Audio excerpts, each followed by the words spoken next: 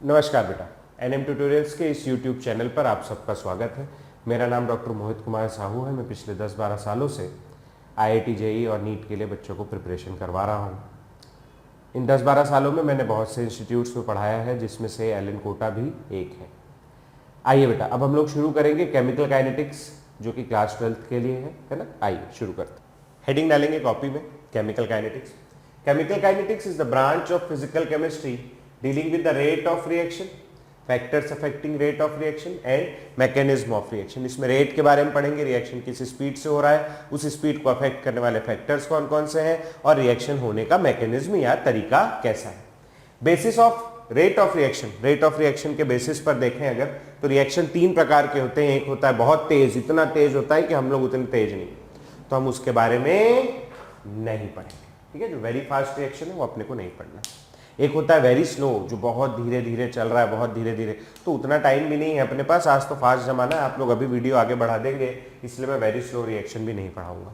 अपने सिलेबस में केवल काम का चैप्टर कौन सा है बेटा, कौन सा टॉपिक है, मॉडरेट स्पीड रिएक्शन। केवल इन्हीं स्पीड रिएक्शंस के बारे में अपने को पढ़ना है। अब हेडिंग डालेंगे बेटा rate of reaction. Rate of reaction को अपन कह सकते हैं, रेट ऑफ रिएक्शन के अलावा speed of reaction. Speed of reaction, कुछ रिएक्शंस होते हैं, जैसे आपने एसिड में बेस मिला दिया तो रिएक्शन कैसे होगा, बहुत फास्ट हो। ऑर्गेनिक रिएक्शंस होते हैं जो बहुत स्लो होते हैं, धीरे धीरे, कई घंटों में, कुछ को दिन लग जाते हैं होने में, है ना। तो अपन देखने वाले हैं कि किस स्पीड से रिएक्शन हो रहा है, the rate at which a reaction proceeds. अब रिएक्शन होता है, जब रिएक्शन होता है तो किसी रिएक्शन में क्या होता है, रिएक्टेंट है जो, वो काय में कन्वर्ट होता है, product. reactant gets converted into product। तो the rate at which reactant gets converted into product is called क्या, rate of reaction। तो और करके दूसरी परिभाषा लिखेंगे, the rate at which reactant gets converted into product। वो रेट जिसमें रिएक्टेंट किस में कन्वर्ट हो रहा हो, प्रोडक्ट में, उसको अपन क्या कहते हैं, रेट ऑफ रिएक्शन। सपोज करिए एक रिएक्शन हो रहा है जिसमें मैंने ले लिया A और A से बन रहा है B। T is equal to 0 पर इसकी कंसंट्रेशन कुछ है, मैंने मान ली A, इसकी कंसंट्रेशन क्या है, 0।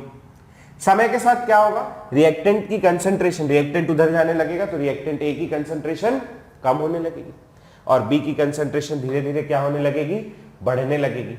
तो हो क्या रहा है, धीरे धीरे A की कंसंट्रेशन कम हो रही है और B की कंसंट्रेशन बढ़ रही है। तो जिस स्पीड से ये कंसंट्रेशन चेंज हो रही है उसी को अपन क्या बोलते हैं, रेट ऑफ रिएक्शन, जिस स्पीड से चेंज हो रही है। तो रेट ऑफ रिएक्शन का फॉर्मूला है, रेट ऑफ रिएक्शन बराबर होता है चेंज इन कंसंट्रेशन, किस स्पीड से चेंज हो रही है, डिवाइडेड बाय, स्पीड के लिए अपन टाइम से डिवाइड करेंगे, change in concentration upon change in time, यानी डेल्टा सी बटे delta T, delta C by delta T. ठीक है, इतना नोट करेंगे, ये फॉर्मूला, ये थ्योरी और ये फॉर्मूला नोट करेंगे, फिर अपन आगे बढ़ेंगे। हाँ बेटा, तो वहां तक देख लिया था अपन लोगों ने कि रेट ऑफ रिएक्शन क्या होता है, ROR बराबर होता है change in concentration upon change in time. अब इस पर्टिकुलर एक रिएक्शन की बात करें, अगर यहाँ A से B बन रहा है, धीरे धीरे A किस में कन्वर्ट हो रहा है, B में कन्वर्ट हो रहा है, A की कंसंट्रेशन कम हो रही है, A धीरे धीरे यूज हो रहा है, A धीरे धीरे गायब हो रहा है। तो अपन लोग इसको रेट ऑफ रिएक्शन की जगह पूरा ही लिख देते हैं, रेट ऑफ डिसअपियरेंस, जो क्यों डिसअपियर हो रहा है, rate of disappearance of A। ठीक है, rate of disappearance of A, ROD ऐसे लिखते हैं। ठीक है, change in concentration of A divided by change in time, change in concentration of A divided by change in time. तो अगर अपन देखें, इसको मैं A1 मान ले रहा हूं इनिशियल, इसको फाइनल मान ले रहा हूं A2, तो चेंज क्या हो जाएगा बेटा, बोलो, फाइनल माइनस इनिशियल, यानी A2 minus A1 divided by T2 minus T1। अब अगर आप एक चीज नोटिस करोगे, A की कंसंट्रेशन धीरे धीरे कम हो रही है, तो A1 की वैल्यू और A2 की वैल्यू में A1 की वैल्यू बड़ी होगी क्योंकि वो शुरुआत में, समय के साथ धीरे धीरे कंसंट्रेशन कम होगी तो A2 की वैल्यू क्या होगी, कम होगी। यहां पर A2 छोटा है और A1 क्या है, बड़ा, A2 छोटा है, A1 बड़ा है। अब अगर अपन छोटी वैल्यू में से बड़ी वैल्यू माइनस करेंगे तो आंसर अपना कैसा आएगा, नेगेटिव में। तो ये जो रेट ऑफ रिएक्शन है ये कैसा आ जाएगा, नेगेटिव आएगा, नेगेटिव। अब जरा आप सोचिए, मैं बोल रहा हूं कि रेट ऑफ डिसअपियरेंस ऑफ ए के गायब होने का रेट -2 मोल्स पर लीटर पर सेकेंड, ऐसा कुछ तो भी है, माइनस में है। अब अगर ए के डिसअपियर होने का रेट माइनस में है, इस बात का क्या मतलब है, ए डिसअपियर नहीं हो रहा है। ऐसे फील आएगा ना कि माइनस में रेट है डिसअपियरेंस का, तो क्या लगेगा, ए डिसअपियर नहीं हो रहा है, उसकी जगह क्या हो रहा है, ए अपीयर हो रहा है। तो ऐसे तो प्रॉब्लम खड़ी हो जाएगी। मतलब लोग सोचेंगे डिसअपियरेंस का रेट कैसा है, नेगेटिव। तो वो नेगेटिव ना आए, वो नेगेटिव ना आए, इसलिए अपन लोग क्या करते हैं, इसके आगे एक माइनस लगा देते हैं। तो माइनस माइनस क्या हो जाएगा, प्लस हो जाएगा। यहां पर भी एक माइनस लग जाएगा, तो जो रेट ऑफ डिसअपियरेंस है वो वैल्यू कैसी हो जाएगी बेटा, पॉजिटिव हो जाएगी। समझ आया, ठीक। तो नेगेटिव साइन अपन किस लिए लगा रहे हैं, ताकि इसका रेट कैसा हो जाए, पॉजिटिव हो जाए, पॉजिटिव में आंसर मिल जाए अपने को, ठीक है। अच्छा, अब देखेंगे धीरे धीरे ए से बी बन रहा है, यानी बी जो है ये प्रोड्यूस हो रहा है। तो यहां पर अपन लोग लिखते हैं रेट ऑफ अपीयरेंस, चूंकि वो अपीयर हो रहा है, rate of appearance of B. ये कैसे लिखेंगे अपन लोग, ये लिखेंगे change in concentration of B divided by change in time. अच्छा, कभी कभी आ रहा होगा मन में कि सर यहाँ माइनस लगाया, यहाँ माइनस क्यों नहीं लगाया, 2 मिनट में बता रहा हूं, 2 मिनट इंतजार कर लो बस, ठीक है। तो change in concentration of B क्या हो जाएगा, B2 minus B1 divided by T2 minus T1, होगा, होगा ही होगा, है ना। आगे बढ़ते।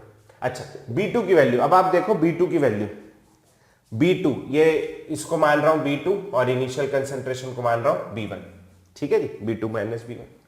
अब आप देखें शुरुआत में B की कंसंट्रेशन 0 है, बाद में B की कुछ ना कुछ कंसंट्रेशन तो है अपने पास। इस बात का क्या मतलब है कि B की कंसंट्रेशन समय के साथ क्या हो रही है, बढ़ रही, बढ़ेगी, ऑब्वियस सी बात है, प्रोडक्ट है। अब B2 और B1 में बड़ा कौन होगा, बोलो, बड़ा कौन, बोलो बोलो बोलो, बड़ा कौन होगा, B2 बड़ा, B1 छोटा है। बड़ी वैल्यू में से छोटी वैल्यू माइनस करेंगे तो आंसर कैसा आएगा, पॉजिटिव। और पॉजिटिव आ रहा है तो उसको नेगेटिव करने के लिए माइनस लगाने की जरूरत है क्या, यहाँ कुछ माइनस लगाना चाहिए क्या अपने को, नहीं। अगर मैं ऐसा बोल दूं rate of appearance of B -3 है, तो इसका ये मतलब हो जाएगा अपीयर नहीं हो रहा है, डिसअपीयर हो रहा है, उल्टी बात हो जाएगी। तो यहां माइनस लगाने की आवश्यकता है क्या अपने को, नहीं। माइनस अपन किस पे लगाते हैं, केवल और केवल रिएक्टेंट पे, वो भी इसलिए क्योंकि उसका रेट कैसा आ रहा था, नेगेटिव, उसको पॉजिटिव बताने के लिए हम लोग नेगेटिव साइन लगाते हैं, ठीक है। तो यहां एक नोट लगेगा अपने को लिखने के लिए, और वो क्या होगा, negative sign is placed before ROD of reactant to make it positive बनाने के लिए। ऐसा भी लिख सकते हो आप कि negative sign indicates that A is reactant। Negative sign क्या शो कर रहा है कि A क्या है, रिएक्टेंट। समझ आया भैया। रेट ऑफ डिसअपियरेंस किसके लिए यूज करते हैं अपन लोग, रिएक्टेंट के लिए। रेट ऑफ अपीयरेंस किसके लिए यूज करते हैं अपन लोग, प्रोडक्ट के लिए। नेगेटिव साइन किस पे लगाया जाता है, केवल और केवल रिएक्टेंट पे, ठीक है। पॉज करिए यहां वीडियो को, इस पूरे को नोट करिए, फिर आगे बढ़ेंगे। अब अपन पढ़ेंगे यूनिट्स ऑफ ROR। बहुत आसान है यूनिट निकालना। ROR होता क्या है, ROR होता है change in concentration divided by क्या, change in time. Change in concentration divided by change in time. Concentration molarity को बोलते हैं।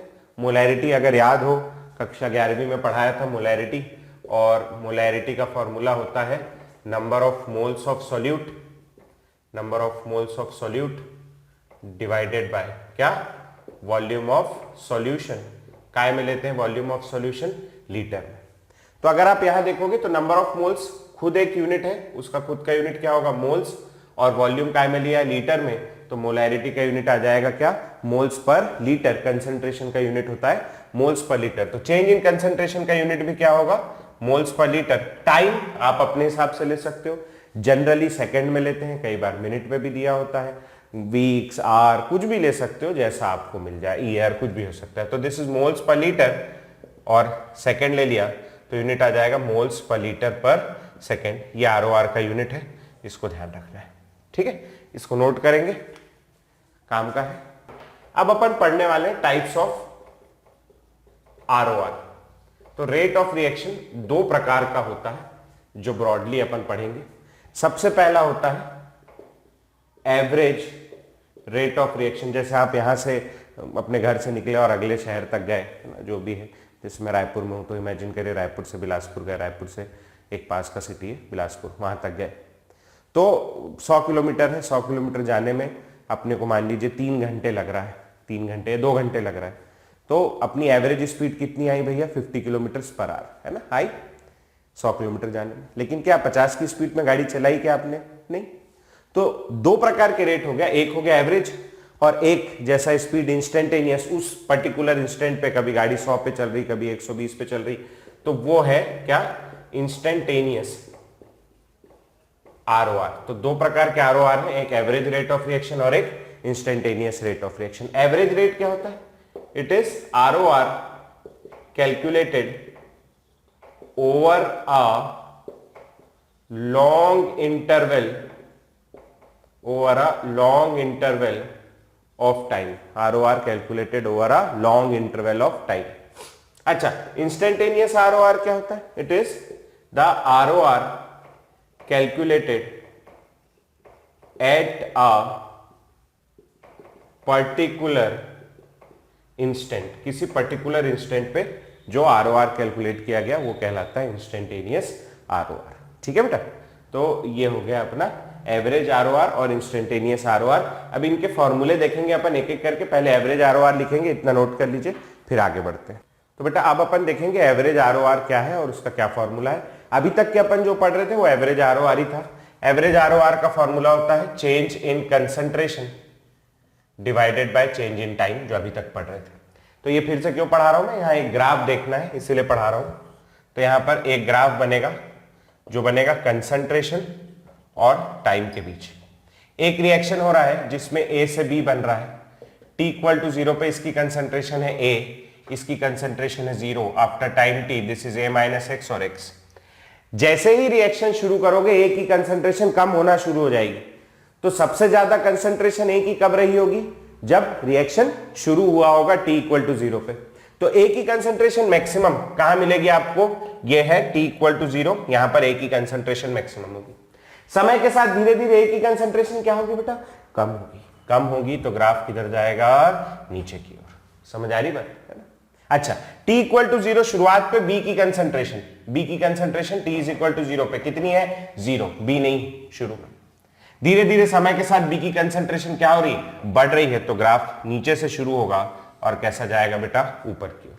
समझ में आ रहा है? तो ये वाला ग्राफ किसके लिए हो गया आपका? ये हो गया रिएक्टेंट के लिए, और ये वाला किसके लिए हो गया आपका? ये हो गया प्रोडक्ट के लिए। समझ में? एक रिएक्टेंट का है और एक प्रोडक्ट का। ठीक, next instantaneous ROR। Instantaneous ROR क्या होता है? जो पर्टिकुलर ROR किसी एक इंटरवल ऑफ टाइम पे पर्टिकुलर उस समय निकाला गया हो, इंस्टेंट पे निकाला गया हो। तो इंस्टेंटेनियस ROR बराबर होता है वही change in concentration upon change in time. लेकिन यहां एक छोटी सी लिमिट लग जाती है, और क्या लिमिट लगती? Delta T tends to 0। Time interval कैसा होगा? बहुत ज्यादा छोटा होगा, क्षणिक, एकदम छोटा सा। और जैसे ही ये लिमिट लग जाती है, आपको भी पता है डेल्टा चेंज हो जाता है किसमें? डिफरेंशिएशन में, D में। तो ROR बराबर क्या हो जाएगा बेटा? DC by dt। ठीक है, अब मान लो एक रिएक्शन है A से बन रहा है B, तो इस केस में ROD यानी क्या होता है? Rate of disappearance. ROD of A क्या हो जाएगा बोलो? DA by dt। इसके आगे एक माइनस साइन लगेगा। क्यों लगेगा माइनस साइन? क्योंकि ये क्या है? रिएक्टेंट। ठीक, इसी प्रकार B के लिए लिखूंगा तो मैं ROD नहीं लिखूंगा। B क्या हो रहा है? अपीयर हो रहा है। तो यहां क्या लिखूंगा? ROA of B। तो ये क्या बराबर होगा? DB बाय dt के, DB बाय dt। यहां माइनस साइन लगेगा क्या? नहीं। क्यों नहीं लगेगा? क्योंकि B क्या है? प्रोडक्ट है। प्रोडक्ट में माइनस साइन अपन नहीं लगाते हैं। ठीक है, तो इसको नोट करेंगे। इसका भी इंस्टेंटेनियस का एक ग्राफ है, उधर का बोर्ड मिटा के बताऊंगा मैं। आप ऐसे ही डिफरेंस वाइज लिखते चलिए तो बढ़िया काम हो जाएगा। हाँ बेटा, तो अब अपन देखेंगे इंस्टेंटेनियस रेट के लिए कंसंट्रेशन और टाइम के बीच का ग्राफ। तब देखिए यहां भी वैसे ही है, एक रिएक्शन हो रहा है, A से B बन रहा है। ए की कंसंट्रेशन धीरे धीरे t इज इक्वल टू 0 पर ए थी, ये 0 थी, after time t a minus x, और x ए की कंसंट्रेशन धीरे धीरे क्या हो रही, कम हो रही, बी की कंसंट्रेशन धीरे धीरे बढ़ रही है। ग्राफ जो बनेगा वो वैसा ही बनेगा, ए के लिए बना रहा हूं ग्राफ में जैसा अपन लोगों ने पहले बनाया था, ठीक है, ग्राफ वही बनेगा, ये t इक्वल टू 0 है। अब मान लीजिए किसी पर्टिकुलर इंस्टेंट, ये वाला इंस्टेंट t पर मैं इंस्टेंटेनियस रेट निकालना चाहता हूं, तो उसके लिए मेरे को क्या करना पड़ेगा, इस पॉइंट पर जहां वो ग्राफ है उस पॉइंट पर मेरे को एक टेंजेंट ड्रॉ करना पड़ेगा। तो ये देखिए मैं टेंजेंट ड्रॉ कर रहा हूं, ऐसा टेंजेंट ड्रॉ करेंगे तो इस ग्राफ का जो स्लोप होगा tan थीटा वो क्या होता है, परपेंडिकुलर अपॉन बेस। तो परपेंडिकुलर में क्या है, कंसंट्रेशन, और बेस में क्या है, टाइम। तो कंसंट्रेशन अपॉन टाइम क्या आ जाएगा बेटा, रेट आ जाएगा। समझ में आ रहा है, एक इसके बराबर आएगा ROR। तो यहां से जो चीज याद रखने लायक है, नोट नीचे लिखने लायक है, वो लिख के रखेंगे बेटा नोट में। तो ये कह रहा है कि the slope of concentration versus time graph at a particular instant gives instantaneous ROR at that instant। उस पर्टिकुलर इंस्टेंट पर वो क्या देता है अपने को, इंस्टेंटेनियस ROR देता है, ठीक है। यहां तक के चैप्टर का इंट्रोडक्शन था, जिसमें से कोई सीधा डायरेक्ट सवाल नहीं आता है, कुछ चीजें हैं जो ये सारी चीजें आगे काम आएंगी, है ना। इसके आगे जो पढ़ने वाले हैं अपन लोग, वहां से न्यूमेरिकल पार्ट शुरू होता है, जिसका न्यूमेरिकल बोर्ड पे भी आता है, जेई में भी आता है, और नीट में भी आता है, हर जगह आता है, ठीक है। इसीलिए इसको नोट करेंगे और फिर बिल्कुल बढ़िया से अपन उसको, हाँ बेटा अब अपन पढ़ेंगे एक्सप्रेशन ऑफ रेट। सपोज करिए एक रिएक्शन है मेरे पास, CO प्लस N2O से मिलके बन रहा है CO और N2, ये रिएक्शन बन रहा है, ठीक है। ये रिएक्शन को एक बार चेक कर लीजिए, बैलेंस है कि नहीं है। देखिए कार्बन 1 है, कार्बन 1 है, ऑक्सीजन 1 और 1 2 है, ऑक्सीजन 2 है, नाइट्रोजन 2 है, नाइट्रोजन 2 है, रिएक्शन कैसा है, पूरा बैलेंस है, ठीक है। अब अगर आप इस रिएक्शन को देखेंगे, स्टाइशियोमेट्री अगर थोड़ी बहुत याद हो, तो इसका 1 मोल जब रिएक्ट करेगा तो उसका भी, इसका भी 1 मोल रिएक्ट करेगा, और अगर इन दोनों का 1-1 मोल रिएक्ट करेगा तो इसका 1 मोल प्रोड्यूस होगा और इसका 1 मोल प्रोड्यूस होगा, दिख रहा। मान लीजिए कोई ऐसा रिएक्शन होता है 2A plus B gives 3C, तो ये क्या कहता है कि जितने देर में इसका 2 मोल रिएक्ट होगा उतने देर में इसका 1 मोल रिएक्ट करेगा, और इसका कितना बनेगा, 3 मोल, कहता है ना। तो बस यहां से अपन ऊपर क्या देख सकते हैं कि जितने देर में इसका 1 मोल रिएक्ट करेगा उतने देर में ही इसका 1 मोल रिएक्ट करेगा, बराबर। जितने देर में ये 1 मोल चलेगा उतने देर में दूसरा वाला भी 1 ही मोल चलेगा, मतलब दोनों के चलने का स्पीड कैसा दिख रहा है बेटा, सेम है कि अलग अलग है, सेम। समझ आ रही बात। तो मैं यहां से देख के लिख सकता हूं कि rate of disappearance of CO के डिसअपियर होने का रेट किसके बराबर है, रेट ऑफ डिसअपियरेंस ऑफ क्या, N2O के। अच्छा, जितने देर में ये लोग 1-1 मोल डिसअपियर होंगे उतने ही देर में ये दोनों 1-1 मोल अपीयर होंगे। तो अगला मैं क्या लिख सकता हूं, it is equal to rate of appearance of CO2 which is equal to rate of appearance of क्या, N2, लिख सकता हूं। अब रेट ऑफ डिसअपियरेंस है तो यहां एक माइनस साइन लगेगा, minus D CO by DT, ठीक है। अच्छा, इसके लिए ये भी डिसअपियरेंस है, यहां क्या लगेगा, माइनस D, लेकिन कंसंट्रेशन किसकी होगी, N2O की, डिवाइडेड बाय DT। बराबर लिख सकता हूं मैं, यहां माइनस लगाऊं क्या अपीयरेंस में, नहीं, तो क्या हो जाएगा, D CO2 divided by DT बराबर क्या हो जाएगा, D N2 divided by DT। समझ आ रही बात। अब एक इमेजिन करो 15 अगस्त 26 जनवरी को कब होती, परेड होती ना, तो उस परेड में वो सैनिक लोग एक साथ चलते हैं, है ना। तो एक वो लाइन में 4 सैनिक है, तो चारों सैनिकों के 4 सैनिक हैं, चारों के चलने का रेट कैसा है, सेम, चारों सेम स्पीड से चल रहे हैं, और अगर चारों सेम स्पीड से चलेंगे तो पूरी लाइन के चलने का रेट क्या होगा, सेम होगा। पूरी लाइन एक साथ चल रही बोलेंगे तो अगर एक रिएक्शन में 4 लोग हैं और चारों एक ही रेट से चल रहे हैं सॉरी, तो अपन क्या बोल सकते हैं कि पूरा रिएक्शन भी सेम रेट से चल रहा है, तो ये सब किसके इक्वल होगा, ये होगा ROR के लिए, ROR के इक्वल। तो ये इस रिएक्शन का ये जो दिया है ये रेट एक्सप्रेशन, समझ में। ये बहुत बेसिक एग्जांपल था, एक एग्जांपल और लेते हैं अपन लोग इसको नोट कर लीजिए आप लोग। हाँ बेटा, तो अब अपन एग्जाम्पल चेंज कर रहे हैं। अब मैं दूसरा रिएक्शन ले रहा हूं, एक बहुत फेमस रिएक्शन है, N2 प्लस 3H2 से मिलके बना 2NH3। ये रिएक्शन हेबर्स प्रोसेस बोलते हैं अमोनिया के मैन्युफैक्चरिंग की, उसका रिएक्शन। ठीक है, N2 प्लस 3H2 से क्या मिल रहा है बनके 2NH3। ठीक, अब आ जाओ, आप यहां देख सकते हो जितने देर में इसका 1 मोल रिएक्ट कर रहा है उतने देर में इसका 3 मोल रिएक्ट कर रहा है, और उतने ही देर में इसका 2 मोल प्रोड्यूस हो रहा है भाई। तो अपन लोग ऐसा कह सकते हैं कि जितने देर में 1 कदम चलेगा उतने देर में ये 3 कदम चलेगा। दोनों में से तेज कौन चल रहा है? H2। और कितना तेज चल रहा है? 3 गुना तेज चल रहा है। समझ में आ रहा है? तो मैं लिख सकता हूं rate of disappearance of H2 is equal to 3 into rate of disappearance of N2। लिख सकता हूं भाई, जितने देर में 1 चल रहा है उतने देर में 3 चल रहा है। ये तेज चल रहा है, कितना तेज चल रहा है? 3 टाइम्स तेज चल रहा है as compare to this one. ठीक है, अच्छा, rate of disappearance of H2 minus D H2 by dt लिखेंगे, बराबर 3 into rate of disappearance of N2, क्या हो जाएगा? Minus D N2 by dt लिखेंगे। अब अगर इस 3 को नीचे ले आएंगे अपन तो ये हो जाएगा 1/3, ये माइनस आगे लग गया, dH2 बाय dt बराबर हो जाएगा minus D N2 by dt। ये माइनस को अभी काटना नहीं है, छोड़ दो ऐसे, इसको मैं मान रहा हूं इक्वेशन नंबर 1। ठीक है, चल जाएगा। आगे बढ़ते हैं। अब देखो आप जरा, ये जितने देर में 1 यूज हो रहा है उतने देर में 2 प्रोड्यूस हो रहा है। 1 यूज हो रहा है तो 2 प्रोड्यूस, 1 कदम चलता है 2 कदम चल लेता है। कौन तेज चल रहा है बेटा? अमोनिया। कितना तेज चल रहा है? 2 टाइम्स। तो मैं यहां लिख सकता हूं rate of appearance of NH3 is 2 times rate of disappearance of N2। लिख सकते हैं, है ना? तो अब क्या हो जाएगा भैया, इसको लिख रहा हूं, अपीयरेंस है ये, तो यहां माइनस नहीं लगेगा, DNH3 बाय dt बराबर 2 minus D N2 by dt हो जाएगा। अब ये वाले 2 को उधर नीचे भेजेंगे अपन, तो अपने पास हो जाएगा 1/2 DNH3 बाय dt बराबर, यहां क्या बचेगा? Minus D N2 by dt। ये हो गया आपका इक्वेशन नंबर 2।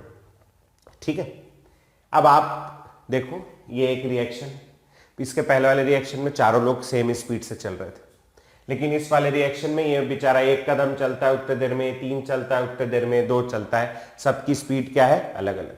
ठीक है, अब इससे अपन क्या समझें, कैसे देखेंगे इसको समझते हैं। आइए, तो इमेजिन करिए कि आप कहीं घूमने के लिए गए हैं, कहीं घूमने गए हैं, कहीं पर किसी जगह पे कोई पहाड़ वहाड़ चढ़ने के लिए गए हैं, है ना?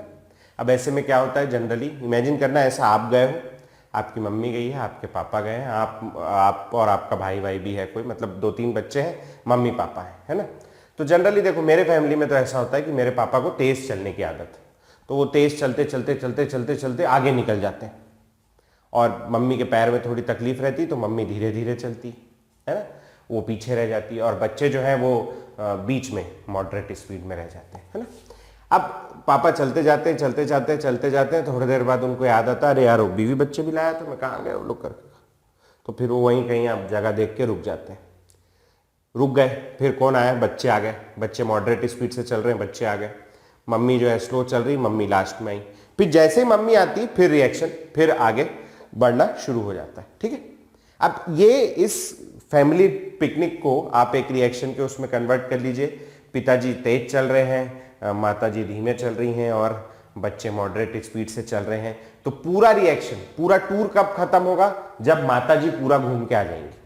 ऐसा नहीं कि पिताजी गए घूम के आ गए और घर चल दिए गाड़ी में बैठ के, ऐसा होगा तो रोटी नहीं मिलेगी उनको घर में। समझ आई बात मेरी? तो कब खत्म होगा? जब माताजी पूरा, मम्मी पूरा घूम लेती। ठीक है जी, तो पूरे रिएक्शन का रेट को कौन डिफाइन कर रहा है? यहां पापा डिफाइन कर रहे हैं। क्या पापा डिफाइन करते तो पापा तो घूम के आके घर चल देते, तो मम्मी पहुंच ही पाती, वापस नहीं आ पाती उतना देर में। ठीक है, पूरे रिएक्शन के रेट को कौन डिफाइन कर रहा है? मम्मी। तो जो सबसे स्लोएस्ट स्टेप होता है, सबसे स्लोएस्ट स्टेप किसका है? मम्मी का। तो जो सबसे स्लोएस्ट स्टेप है वो क्या करता है? पूरे रिएक्शन के रेट को डिटरमाइन करता है। ठीक है, तो जो स्लोएस्ट स्टेप होता है, slowest step is the rate determining step, RDS कहते हैं, ऑफ अ रिएक्शन। किसी रिएक्शन का स्लोएस्ट स्टेप उसका मेन स्टेप होता है। तो जो ROR होता है इज इक्वल टू हो जाएगा रेट डिटरमाइनिंग स्टेप, जो सबसे स्लो स्टेप है उसके हिसाब से रेट चलेगा। तो अब आप देखो यहां सबसे स्लो स्टेप, ये 2 कदम चल रहा है, 3 कदम चल रहा है, उतने देर में 1 ही कदम चल पा रहा है N2। तो सबसे स्लोएस्ट स्टेप कौन सा हो गया? N2 वाला। तो जो ROR होगा किसके बराबर होगा? Rate of disappearance of N2, यानी ROR किसके बराबर आएगा? बोलो -d N2 बाय dt आएगा। अब इसको मान लिया इक्वेशन नंबर 3। अब आप इक्वेशन नंबर 1 का RHS देखो, -d N2 by dt। Equation number 2 का RHS देखो, -d N2 by dt। Equation number 3 का RHS देखो, -d N2 बाय dt। तीनों इक्वेशन का RHS क्या है? सेम।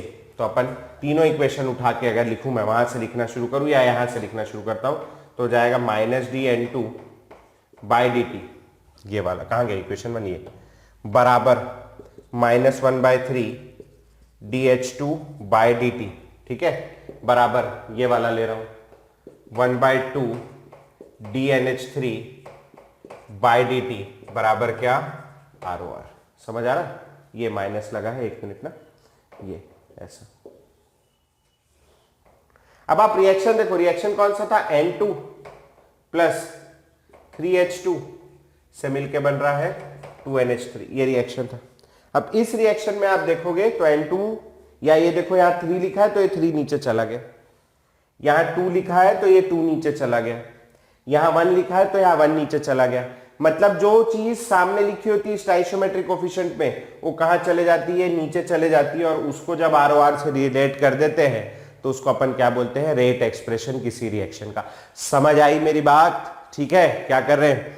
अच्छा, अब अगर देखो एक रिएक्शन हो रहा है, ये इसको मैं थोड़ा सा मिटा दे रहा हूं मैं, बस इतने में मैं कोशिश करूंगा हो जाए, नहीं होगा तो देखेंगे। एक रिएक्शन हो रहा है N1 moles of A plus N2 moles of B gives M1 moles of C plus M2 moles of D, ये रिएक्शन।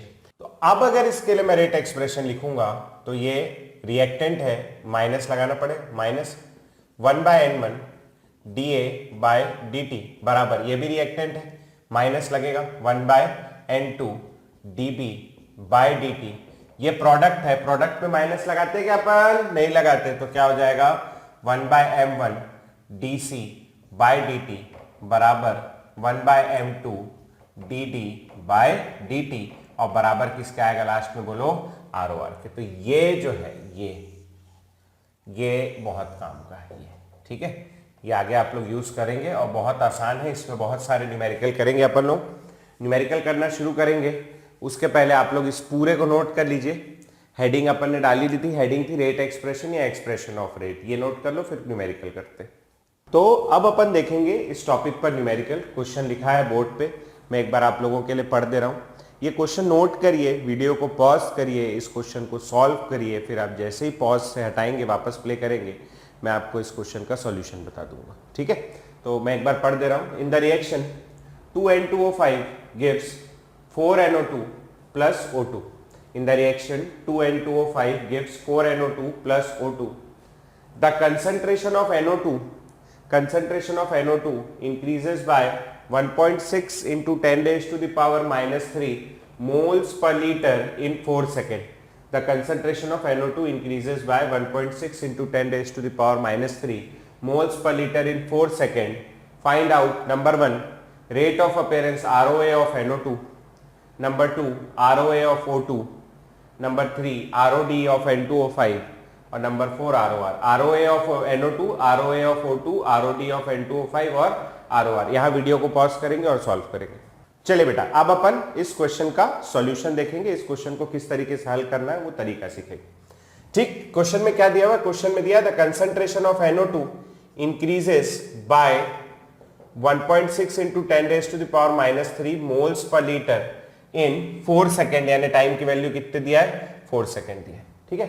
सबसे पहली चीज अपने को निकालनी है वो है rate of disappearance of rate of appearance of NO2 find करना है। तो rate of appearance of NO2, minus लगाऊं क्या इसमें? बोलो माइनस लगाऊं? बहुत पाप लगेगा, माइनस नहीं लगाना है। इसलिए नहीं लगाना है क्योंकि ये क्या है? प्रोडक्ट है, तो हो जाएगा d NO2 बाय dt। ये अच्छा, चेंज इन कंसंट्रेशन कितनी दिख रही भैया?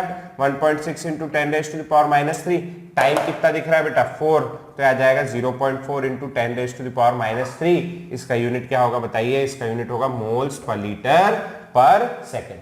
ठीक, अगली चीज क्वेश्चन सेकेंड पार्ट सॉल्व करने से पहले इस क्वेश्चन के लिए अपन एक रेट एक्सप्रेशन लिखेंगे। तो आइए रेट एक्सप्रेशन लिखते, रिएक्शन क्या है? 2N2O5 से बन रहा है 4NO2 प्लस O2। तो इसका रेट एक्सप्रेशन कैसे लिखेंगे? रिएक्टेंट है -1/2 DN2O5 बाई dt बराबर, प्रोडक्ट है माइनस नहीं आएगा, 1/4 DNO2 बाई dt, प्रोडक्ट है माइनस नहीं आएगा, DO2 बाई dt, सब किसके बराबर होगा बोलो? ROR के। तो इस चीज को याद रखना, ये बहुत काम आएगी पूरे में। ठीक है, ये फर्स्ट पार्ट हो गया। सेकेंड पार्ट चलते हैं। सेकेंड पार्ट पे अपने को फाइंड करना है rate of appearance of O2, rate of appearance of O2। तो O2 का रेट ऑफ अपीयरेंस किसके बराबर होगा? DO2 bye dt। अच्छा, अब अपने को DO2 बाय dt चाहिए, अपने पास है rate of appearance of NO2, मतलब हमारे पास क्या है? हमारे पास है DNO2 बाय dt की वैल्यू, ये अपन ने निकाल ली है, ये आई है इतनी, ये वैल्यू है अपने पास। अपने को ये चाहिए, अपने पास ये है, दोनों बाहर निकाल के अलग से खड़ा कर ले रहा हूं मैं।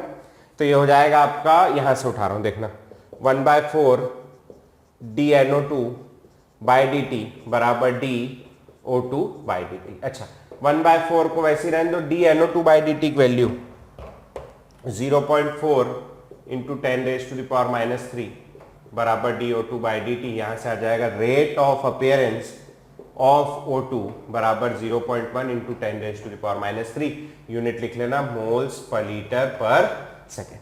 ठीक, ये हो गया सेकेंड पार्ट। थर्ड पार्ट में अपने को निकालना है ROD of N2O5, ROD of N2O5 निकालना है।